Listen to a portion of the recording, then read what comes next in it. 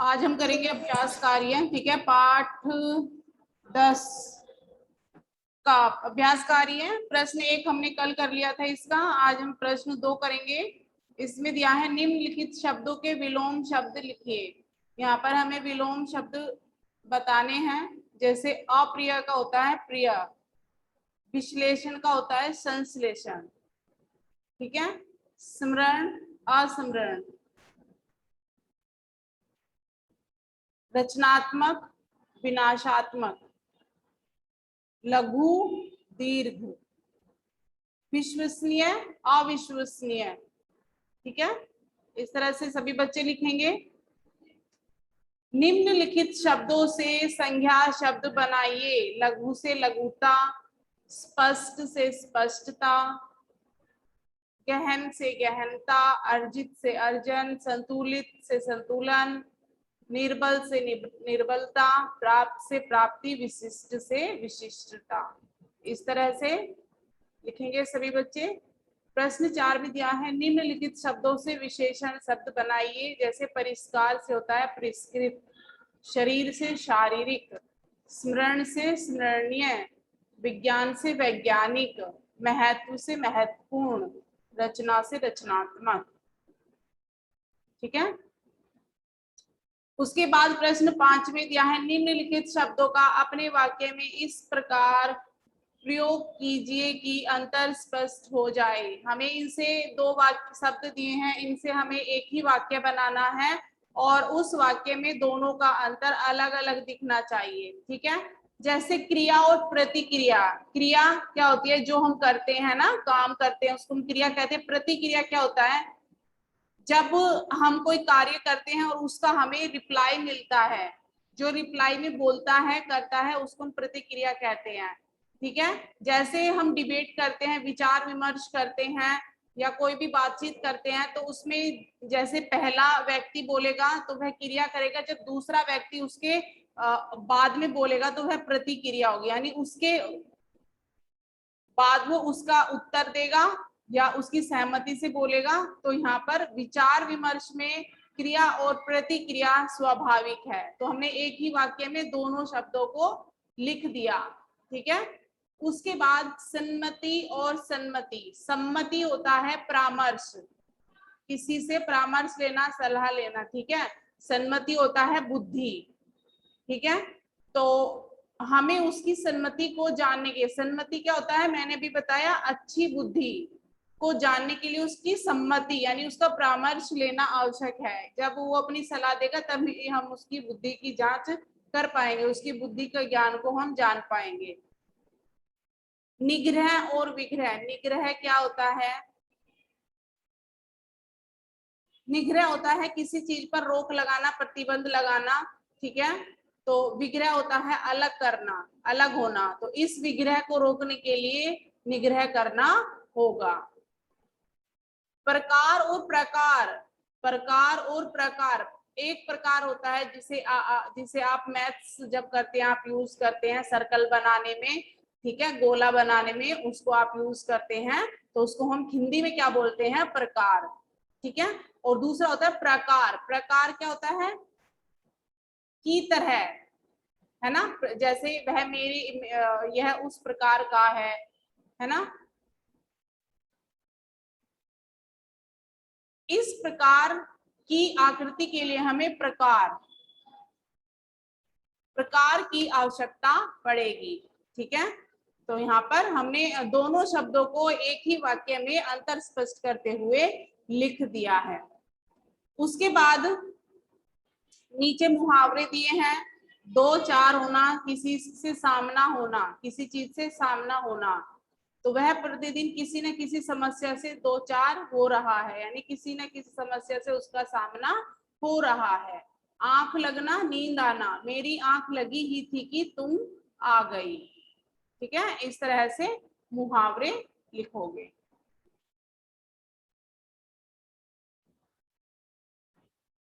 उसके बाद प्रश्न 7 में दिया है नीचे दिए गए प्रत्येक शब्द का 2 भिन्न भिन्न अर्थों में वाक्य प्रयोग कीजिए। ठीक है, हमें जैसे अनेकार्थक शब्द होते हैं ना, इस तरह से हमें इनका अलग अलग अर्थ लिखकर उनका वाक्य बनाना है। जैसे मान का एक होता है इज्जत, एक होता है नापतोल, ठीक है। तो उसके अनुसार ही हम यहाँ पर वाक्य भी बनाएंगे। जैसे हमें बड़ों का मान रखना चाहिए, है ना। ऐसे क्रिया, क्रिया का एक होता है काम और एक होता है विधि। जैसे उसने मुझे खाना बनाने की क्रिया बताई, है ना। क्रिया दो प्रकार की होती है। इस तरह से आप इनका अलग अलग अर्थ लिखकर उनका वाक्य बनाएंगे।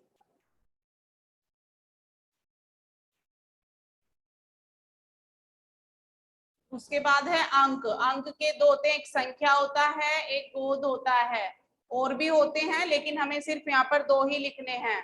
तो यह अंक सबसे छोटा है। गोद, बेटा माँ के अंक में सोया है, ठीक है। इस तरह से सभी बच्चे बनाएंगे।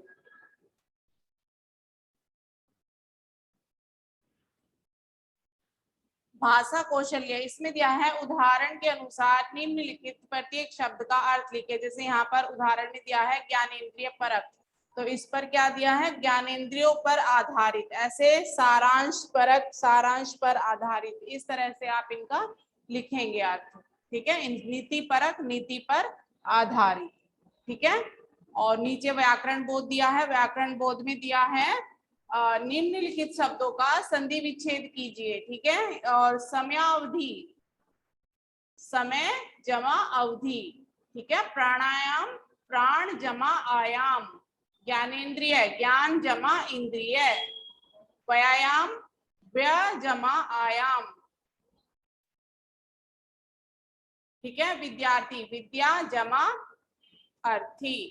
मनोविज्ञान, मना जमा विज्ञान, ठीक है। उससे नीचे सर्वनाम की परिभाषा देकर प्रश्नवाचक सर्वनाम के उदाहरण स्वरूप 4 वाक्य लिखिए, ठीक है। सर्वनाम क्या होते हैं, जो शब्द संज्ञा के स्थान पर प्रयोग किए जाते हैं उनको हम सर्वनाम कहते हैं, है ना। जैसे संज्ञा शब्द क्या होते हैं, किसी का नाम होता है, व्यक्ति का नाम होता है, स्थान का नाम होता है ना, भाव का नाम होता है, तो उनको हम संज्ञा शब्द कहते हैं। और जब हम उन्हीं संज्ञा शब्दों के स्थान पर कुछ जो शब्द हम प्रयोग करते हैं उनको हम सर्वनाम शब्द कहते हैं। तो यहाँ पर प्रश्नवाचक सर्वनाम के आपको उदाहरण लिखने हैं 4, तो आप उसे खुद से लिखेंगे, ठीक है। आप उसे खुद से लिखेंगे। जैसे आप कहाँ जा रहे हैं, आपका क्या नाम है ना। दरवाजे पर कौन आया है, इस तरह। कोई सा भी एक लिखना है, एक नहीं 4 उदाहरण लिखने हैं प्रश्नवाचक। हाँ कोई भी लिख सकते हो, लेकिन कोई भी मतलब प्रश्नवाचक सर्वनाम के लिखने हैं आपको, जिसमें प्रश्न किया जा रहा है, प्रश्नवाचक सर्वनाम के, ठीक है। इस तरह से करना है आपको।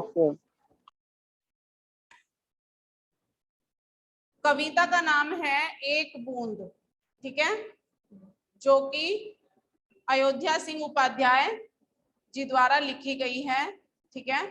इस कविता में वर्षा की एक बूंद का वर्णन किया गया है। जब वर्षा की जो बूंद होती है वो अपनी चिंता का वर्णन करती है, जिसे किसका भय है, अपने समाप्त होने का भय है। परंतु वह उसके साथ उसके भाग्य से क्या होता है, जब वो बादलों से निकली तो उसे डर था कि उसके साथ पता नहीं क्या होगा, लेकिन उसके भाग्य ने उसके लिए कुछ और ही लिखा हुआ था।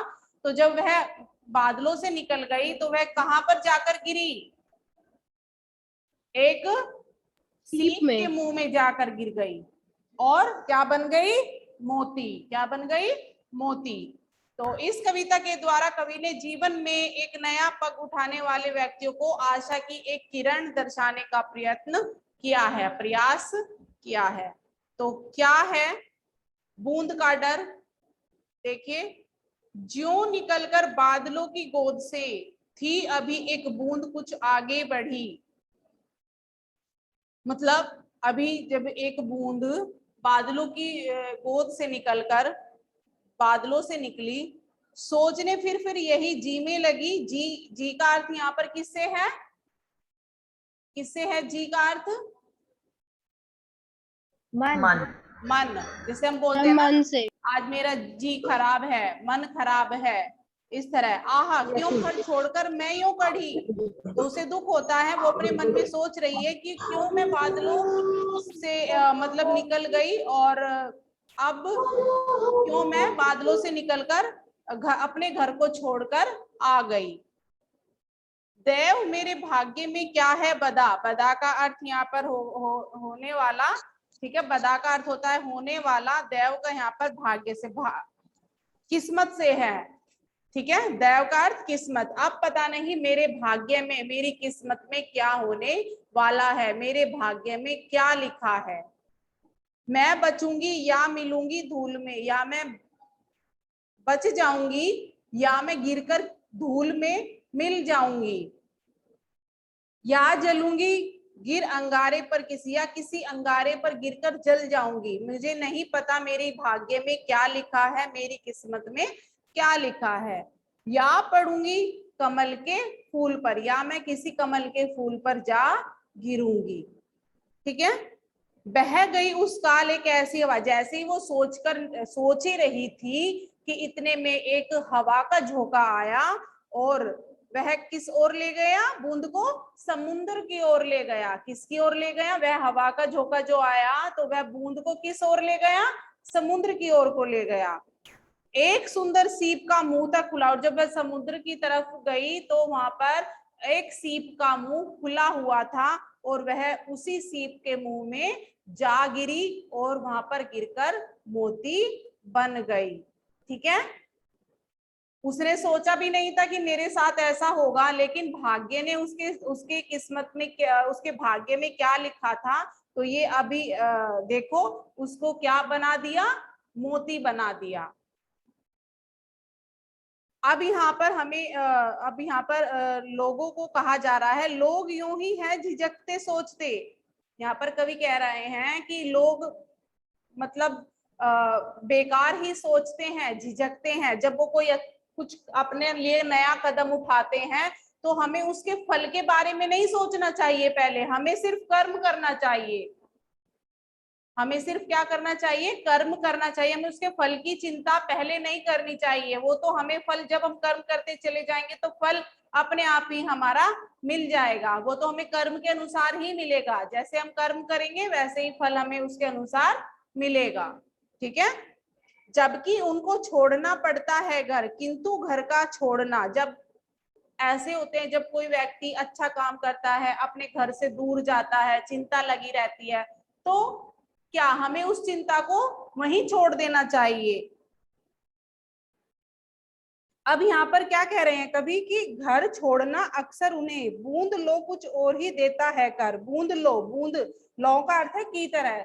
तो जब हम घर छोड़ते हैं तो किस्मत में पता नहीं क्या लिखा होता है, जैसे बूंद की किस्मत ने उसको मोती बना दिया, तो ऐसे हमारी भी किस्मत में पता नहीं, अगर हम घर से निकले हैं कुछ करने के लिए, तो हमें पता नहीं हमारी किस्मत हमें कहाँ ले जाए, समझ रहे हो। तो किसी भी काम को करने से पहले हमें उसके फल की चिंता नहीं करनी चाहिए, उसके परिणाम की चिंता नहीं करनी चाहिए। हमें सिर्फ अपना कर्म आगे बढ़ते हुए करते रहना चाहिए, ठीक है। और फल तो उसका हमें कर्म करते करते ही मिल जाएगा, आपको इंतजार भी नहीं करना पड़ेगा, आपको कर्म करते करते ही उसका फल मिल जाएगा। तो आप सभी को क्या सीख मिली इस कविता से, कि हमें कभी भी अपने कर्मों के फल की चिंता नहीं करनी चाहिए, और किसी भी काम को करने से पहले हमें उसके बारे में ना ही सोचकर ज्यादा घबराना चाहिए, ठीक है। तो एक बूंद के माध्यम से यहाँ पर कवि ने हमें बताया है, ठीक है।